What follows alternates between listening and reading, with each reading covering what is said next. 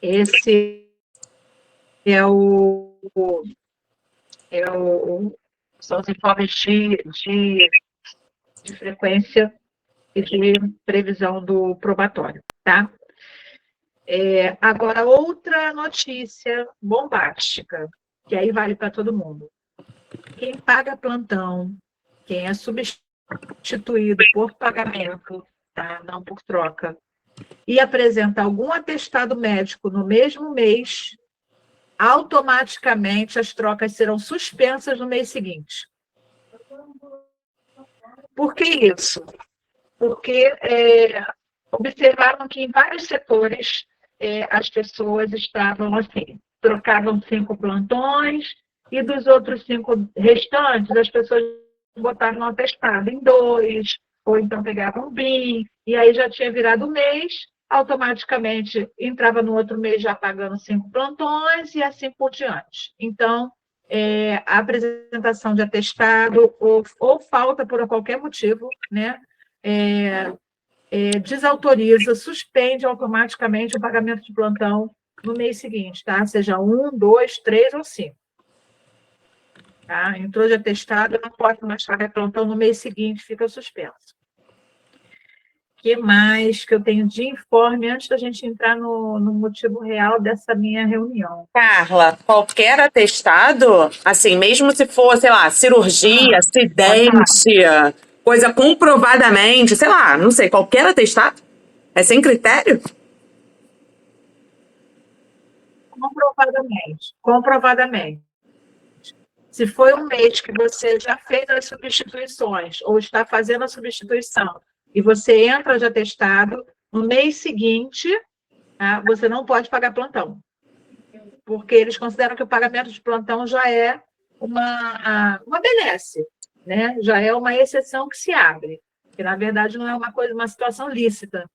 Então, infelizmente, o justo paga pelo pecador, e é sempre assim, né? As pessoas que usam de má fé, a gente não pode questionar o atestado de ninguém, mas eles podem suspender a benesse a hora que quiser. Então, infelizmente, é isso. Pode ser por cirurgia, pode ser por qualquer outra situação. Se a pessoa tiver necessidade, ela permanece de licença ou ela estende esse BIM, mas não pode pagar no mês seguinte. Tá? E é isso. Mais alguma dúvida? Carla, ela não pode pagar, mas ela pode trocar?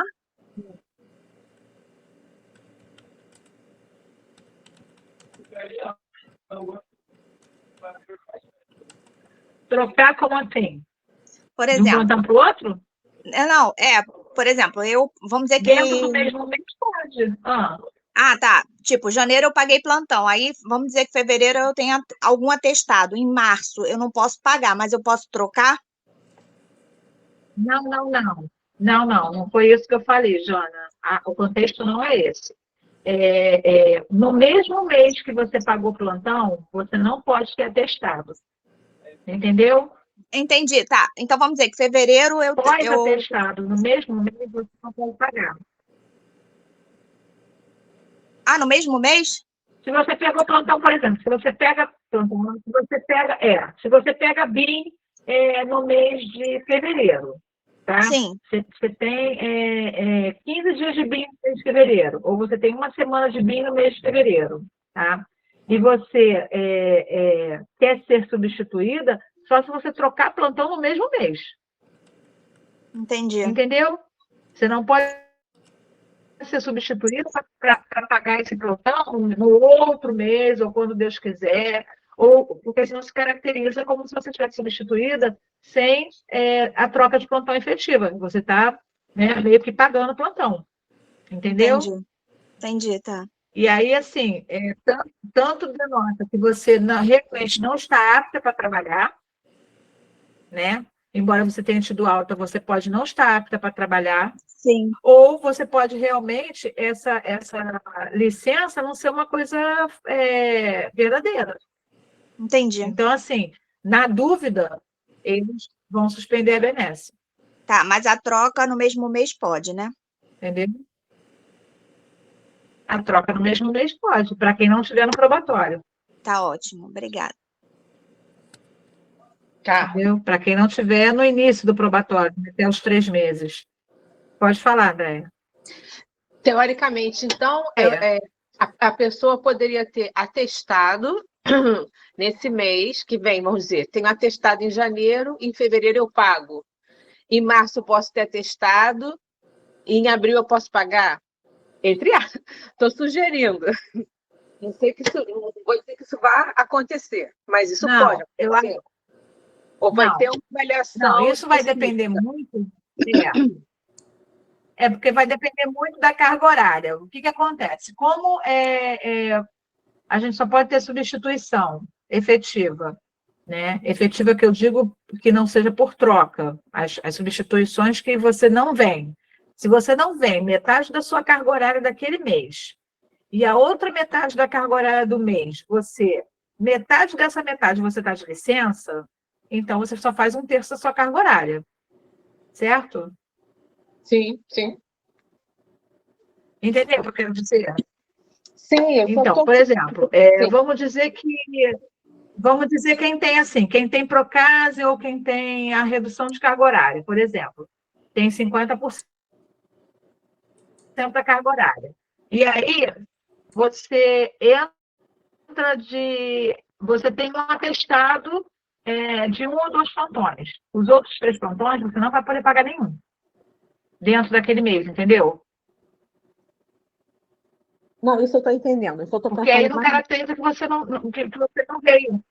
Sim, estou entendendo. Eu só estou Não pensando entendi. em outra situação. Um mês eu troco, um mês... Não, um mês eu pago, um mês eu tenho BIM. Um mês eu pago, um mês eu tenho BIM. Um mês eu pago, um mês eu tenho BIM. Não, mas as recorrências vão ser estudadas, né, Gata? Tu acha que isso vai parar na escala lá da chefia e ninguém vai falar nada? Eles agora estão de olho em tudo. Em tudo. Quer dizer, essa situação já foi pega, né? Da pessoa que não pode pagar 100%, e aí passou a pagar os 50% e os outros 50% tira BIM. E no mês seguinte ela fazendo a mesma coisa. E no mês seguinte fazendo a mesma coisa. Então, assim, já ficou, já ficaram na espreita, e isso já foi motivo de levantar a lebre, né? Eu acredito que se a pessoa realmente usar de má fé, tipo, ficou de BIM no mês, aí no outro mês paga os 50%, aí no mês seguinte entra de BIM novamente, isso vai acabar parando, isso vai acabar sendo chamado lá, entendeu? Olha, sinto muito, mas seu coleguinha ou não está apto a trabalhar, e aí ele tem que continuar de licença, né? Ou seu coleguinha não vai ter mais a benesse de trocar o plantão porque ele está usando de má fé. Como o atestado médico tem uma assinatura, tem um carimbo, o CRM se responsabilizando, nós não podemos questionar nada. Ninguém pode colocar em xeque, entendeu? Então, na dúvida, eles vão acabar suspendendo, com certeza. Tá? É só para a gente ter um pouquinho mais de cuidado com essa coisa do atestado, das né? Tanto quem precisa ser substituído, quanto quem precisa substituir. Porque para quem precisa substituir também, entendeu? Vai cair na mesma questão. Eles não vão deixar substituir quando eles começarem a perceber que, por exemplo, a pessoa está vindo de uma licença, né? Uma licença de, vamos dizer, 1 semana. E aí, na semana seguinte, assume o seu plantão e já faz plantão para Deus e todo mundo. Quer dizer, ele só não estava apto para fazer o seu plantão, o plantão dos colegas ele está apto a fazer. Então, isso tudo vai começar a ser observado. Entendeu? Eles não estão de bobeira, não. Só isso que eu posso falar.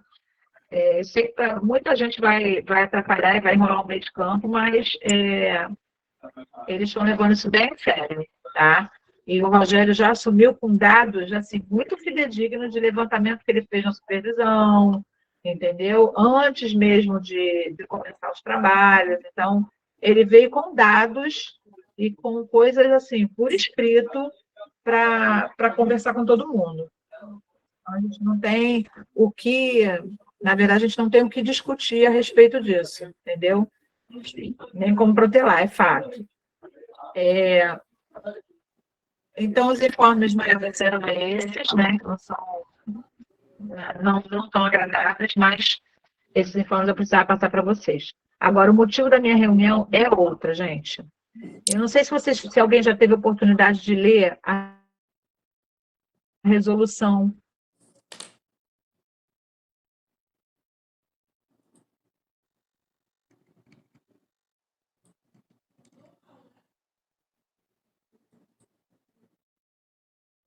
que saiu esse mês de janeiro. Alguém conseguiu ler? Eu botei o número da resolução. Gente, estou falando sozinha? Você tinha caído, estava falhando, mas a gente está ouvindo. A gente está ouvindo. Está ouvindo. É porque é congelado, Carla. Agora a gente está ouvindo. Eu li hoje rapidamente. Vocês me sinalizem, por favor, hein, se falhar. Então tá bom. Alguém teve curiosidade de ler a resolução? Eu já li. E o que você entendeu, Ângela?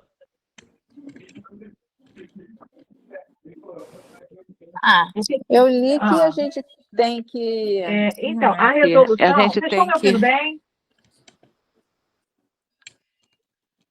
Estamos.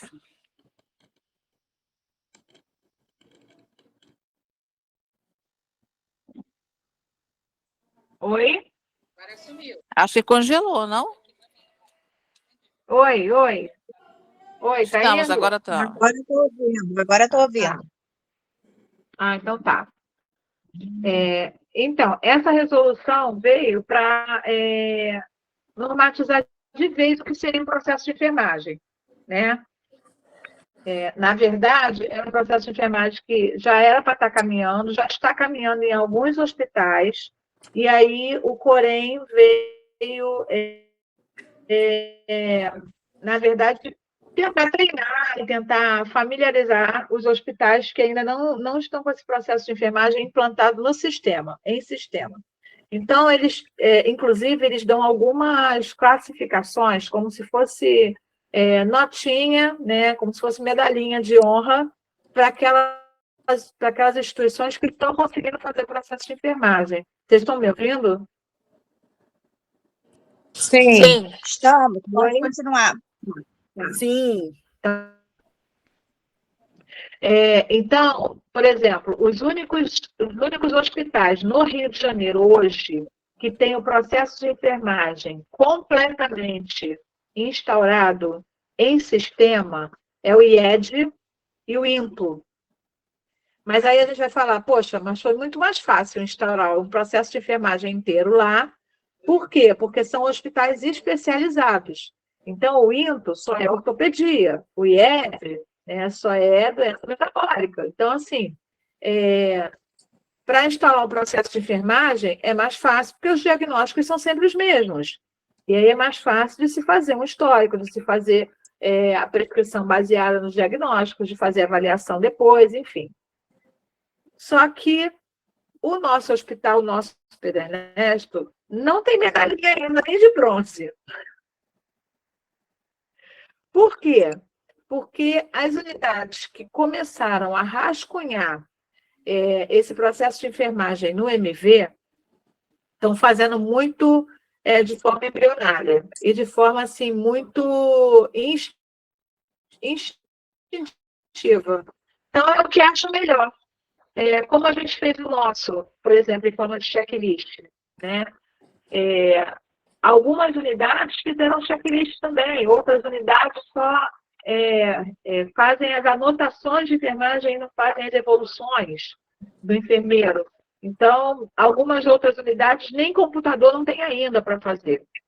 Então, assim, a gente vai ter que entregar um perfil de todas as unidades, né? A gente, que eu digo assim, as chefias de unidade vão entregar o perfil das suas unidades para a coordenação de enfermagem até o dia 9, seja até semana que vem. Como é que esse perfil vai ser avaliado? nós resolvemos fazer de forma simples. Nós vamos escolher dados, né? Analisar 5 evoluções do mesmo paciente, 5 evoluções seguidas, 5 dias seguidos do mesmo paciente. E aí, baseado nessas evoluções, nós vamos tentar e dar o score do que nós conseguimos fazer cada uma na sua unidade, para que a coordenação consiga traçar o perfil, entregar o Corém, e a gente conseguir alcançar pelo menos uma medalha de bronze. Esse score vai ser baseado no QDIL, não sei se alguém conhece. O QDIL é um instrumento de avaliação que nós fomos apresentados, eu pelo menos fui apresentada por tempo, não conhecia, que é um instrumento de avaliação do processo de enfermagem, que foi idealizado por uma suíça e tal, e validado por 2 enfermeiros aqui do Brasil.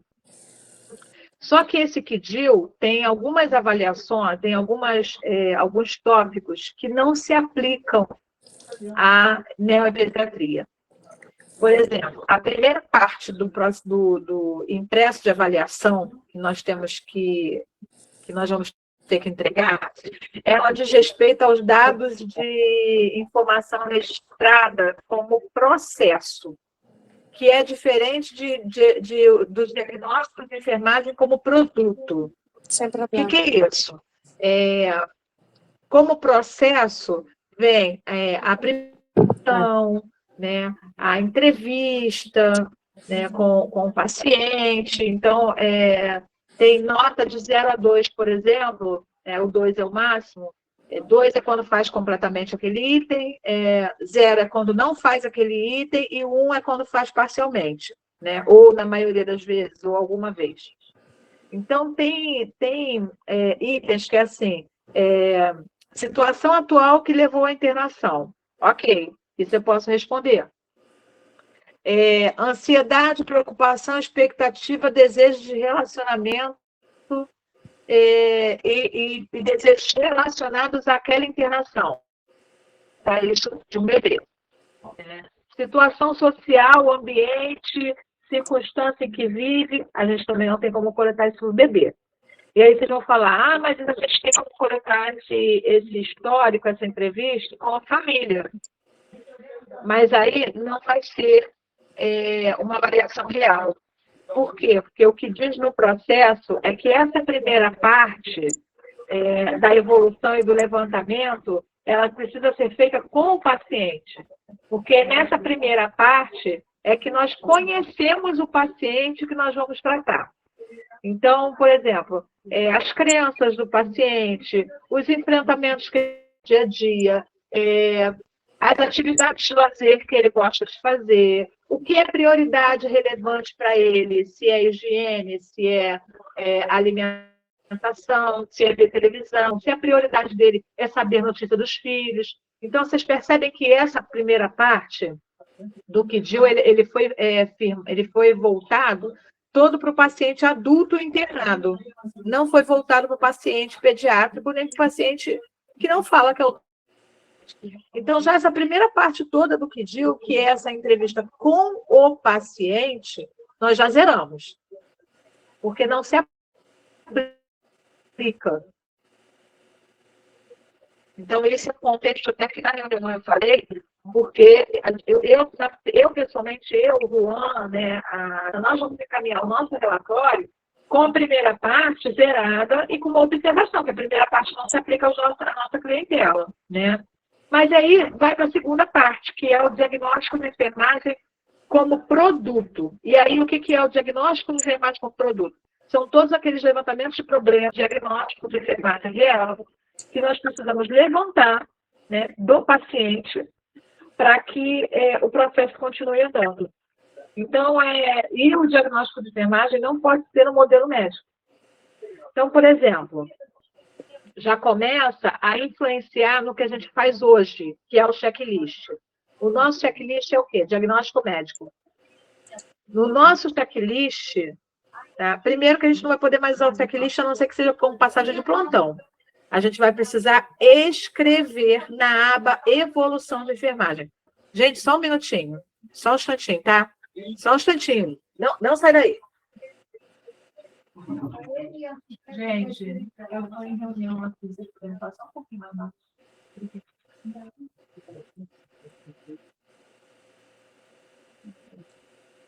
Desculpa, gente, aqui, se eu não pedir falar baixo, as pessoas esquecem que a gente está em reunião aqui. Então, o nosso checklist, ele vai poder ser utilizado como um anexo, né, com formulário que é a aba administrar. Mas não vai servir legalmente como evolução.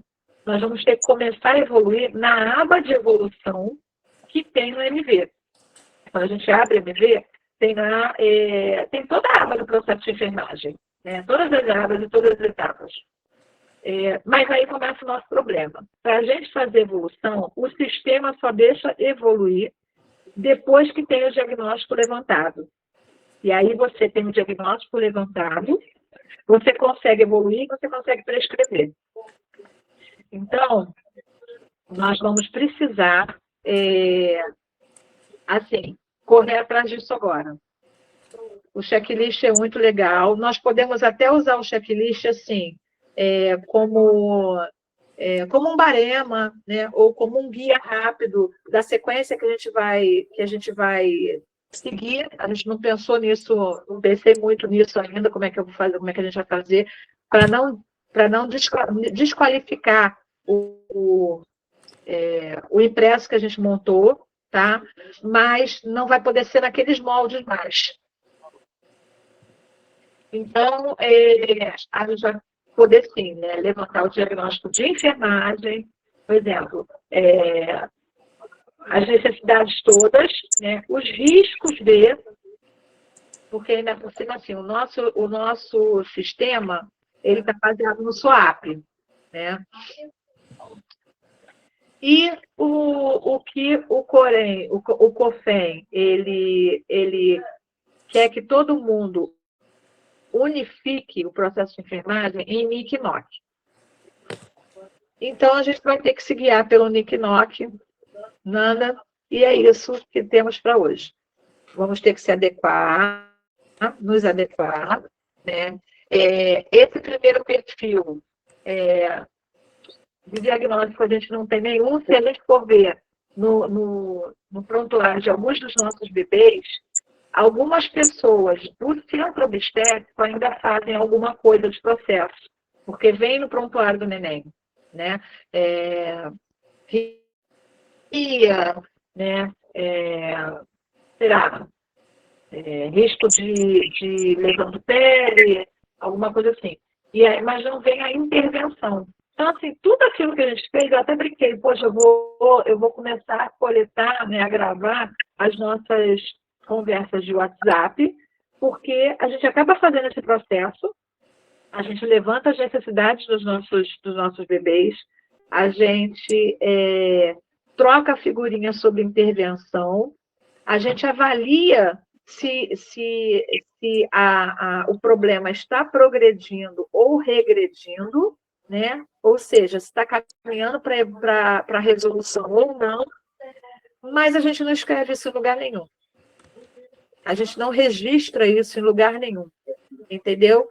Então, a gente vai precisar registrar isso e no sistema. Temos que começar a escrever nas abas do sistema, tá? E aí, com o carro andando, ver o que precisa ser modificado, né? E as intervenções, né, que nós vamos fazer, né? Os resultados que nós vamos ter, porque, na verdade, a avaliação do processo ela é feita enquanto a gente está fazendo os diagnósticos, nós vamos avaliando, né, tudo que precisa ser feito, né? Na hora da prescrição, a gente avalia sobre o suposto resultado, e na hora do resultado, a gente também avalia e reavalia se aquele diagnóstico continua ou não. Então, assim, a gente tem muito trabalho pela frente, e aí eu digo que é gente, porque a responsabilidade de dar um norte para a equipe vai ser minha. Então, assim, eu vou precisar pegar o checklist que nós já temos, né? Adaptar esse escolhe, né? Esse que DIU aqui, que é de adulto, né? Adaptar de alguma forma para a gente, mas só vai dar certo se a equipe inteira comprar o bagulho. Então, por isso, eu precisei fazer essa reunião com vocês o quanto antes, porque quando eu mandar esse relatório para agora, semana que vem, possivelmente, o nosso score não vai chegar nem a 1. Porque a gente não faz nada do processo. Nada. A gente faz muito mal uma evolução, e eu vou dizer para vocês uma evolução assim, que tudo que se marca no checklist, as pessoas chegam lá embaixo no campo da evolução e escrevem a mesma coisa que já marcaram no checklist. O senhor... O abdômen está flácido, a dieta está com gavagem, tudo que já foi checado antes. Então, acaba que o checklist, ele se tornou mais uma cilada para a gente, tá? Do que realmente um instrumento facilitador. Porque o que era para facilitar, ninguém escreve mais nada além disso. As pessoas não botam as modificações do paciente, um ou outro coloca. Sabe? Assim, vou dar um exemplo atual. Né? Alice teve uma lesão séria. Isso é exame de sangue. Esse aqui já é aqui, né? Isso aqui, já vem direto. Já vem direto para e está em processo. 7 horas da manhã. Né? Menos segunda-feira. Tem dia que não tem escrito nada. Tem dia menos segunda. Tem dia que ninguém fala nada, ninguém comenta, ninguém faz exame físico que diga que a criança está no processo de cicatrização daquela lesão. Nem o que está usando. Nem se a comissão veio naquele dia ou não. Ou se segue na orientação da comissão. Entendeu? Ou se alguma coisa está sendo feita de acordo com o protocolo da unidade, porque até isso a gente tem que escrever. Não adianta a gente fazer protocolo que auxilia muito, né?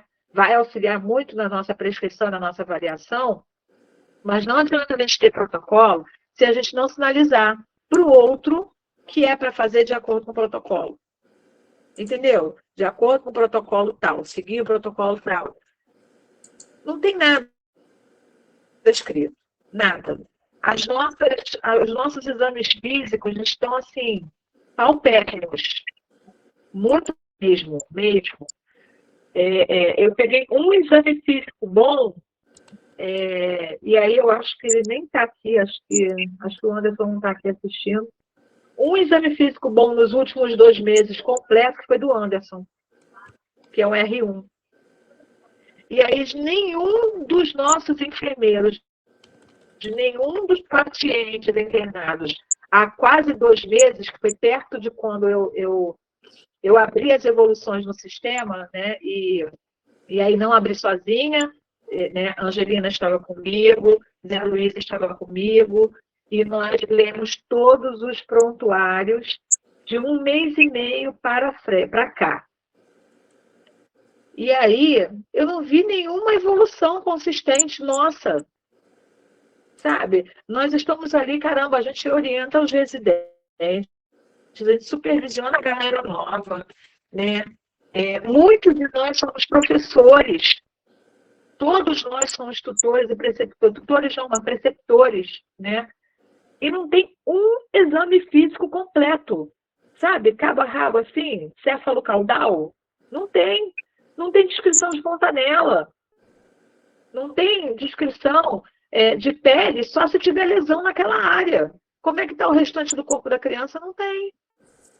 Então, nós estamos pecando demais no que a gente escreve. E aí não adianta a gente falar, não, nós estamos sobrecarregados. Não, a gente sabe que em vários momentos nós estamos sobrecarregados, sim. Mas não é. Então, assim, não justifica. Eu acho que nós estamos nos perdendo. E eu assim, até faço meia-culpa minha mesmo, porque eu acho que se não fizer a exigência agora no início do ano, né, eu não teria, porque não é um hábito meu, né, pegar as evoluções de vários dias dos nossos pacientes todos para estar revisando, para estar supervisionando. Até porque, assim, eu não via muito motivo para isso, sinceramente. Somos todos adultos, todos profissionais, e eu acho que a gente não pode ensinar uma coisa e fazer outra. Se nós somos instituição de ensino, não dá para a gente ensinar uma coisa e não fazer o que a gente está ensinando. Então, eu preciso muito, muito da colaboração de todos vocês. Independente de ser servidor, independente de ser projeto, nós somos enfermeiros que temos responsabilidades em cima dos nossos pacientes e em cima de todo mundo que vem aprender com a gente. Então, acho que vai ser assim, uma boa oportunidade da gente estar revendo algumas coisas, da gente se valorizar. Né? Eu imagino que as meninas que colhem, né, os indicadores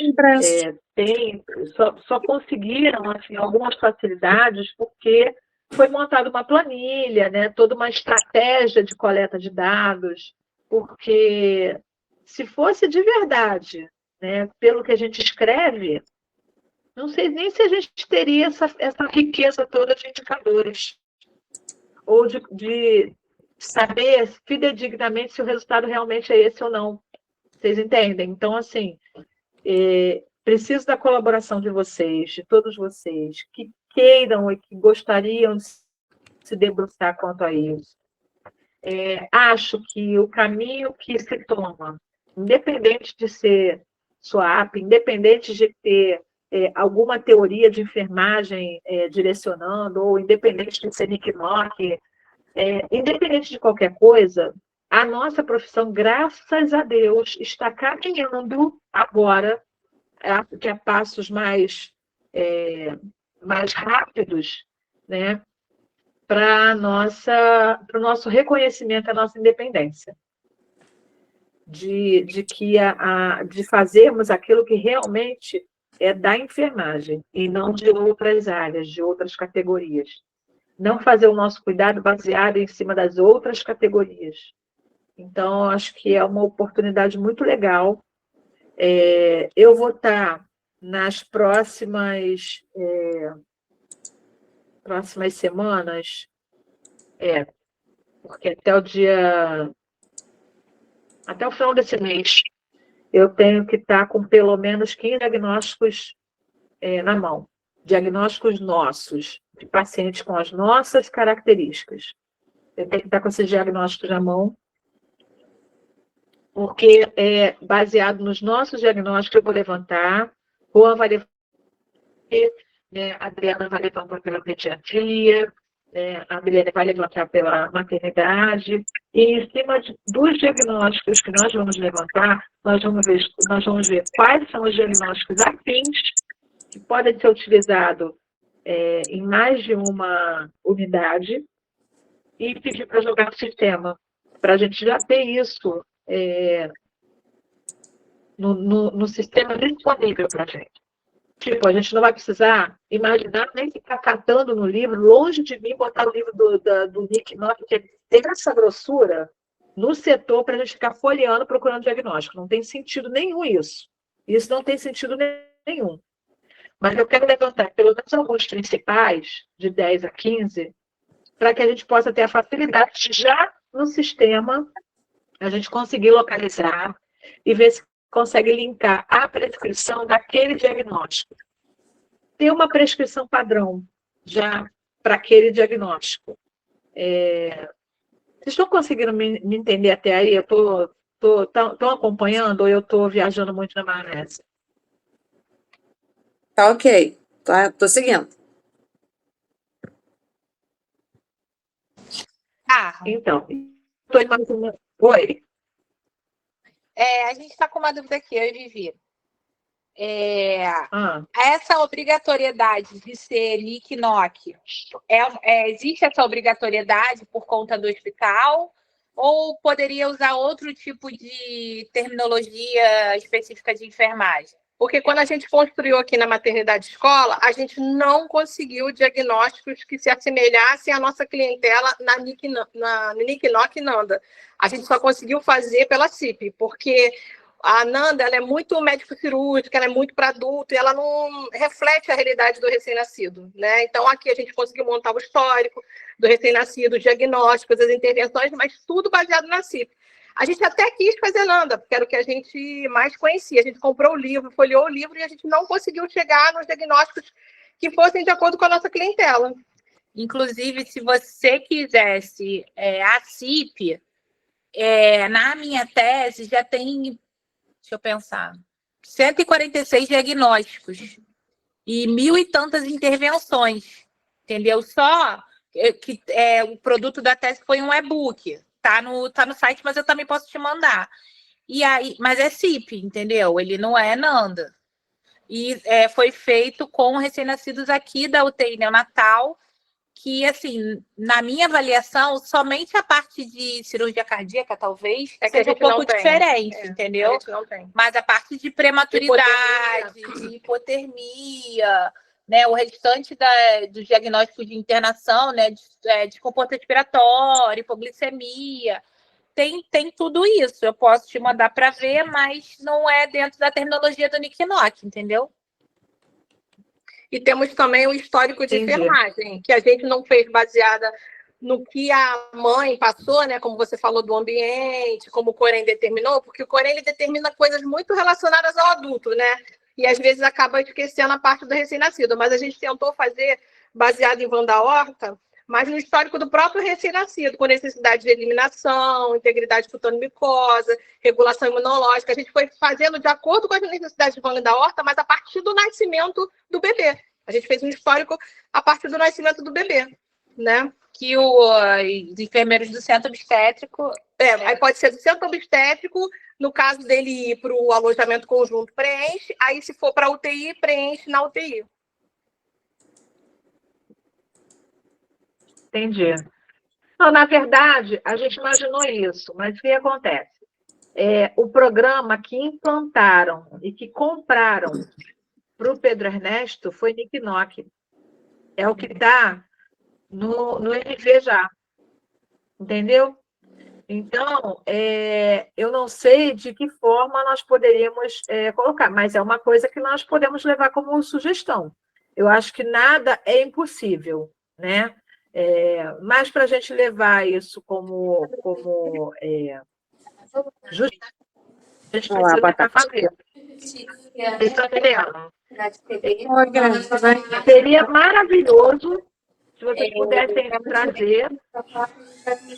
Eu tenho certeza que valeria mais a pena, porque a CIP combina mais. Né? Uma coisa que só vocês estão dizendo, não. Muitas pessoas lá que estavam na reunião, né, geral, como é que vai ser? Vai ser prefeririam a CIP. Não só nós da NEL, mas o pessoal de pediatria, o pessoal do ambulatório. Então, Por quê? Porque tem muita coisa do Nicknock que não se aplica lá. Então não tem como encaixar. Entendeu? Então seria muito mais fácil fazer, mais coerente para fazer em cima da CIP. Não, tem prazo do paciente, ele pode fazer... Pode tentar adaptar. Sei tantos dias de início de sintoma, coisa ou não. A gente pode, então, concentrar em um dia. Entendeu? A Lebre, organizar tudo e chegar para a nossa coordenação e falar, olha, a gente consegue fazer sim, mas a gente consegue fazer se for dessa forma. Se for Nicknock, não cabe na clientela pediátrica. Entendeu? Mas primeiro eu vou ter que tentar fazer, para mostrar que não cabe. Certo, para mostrar que não está certo. Foi assim que a gente fez aqui. Porque já é uma...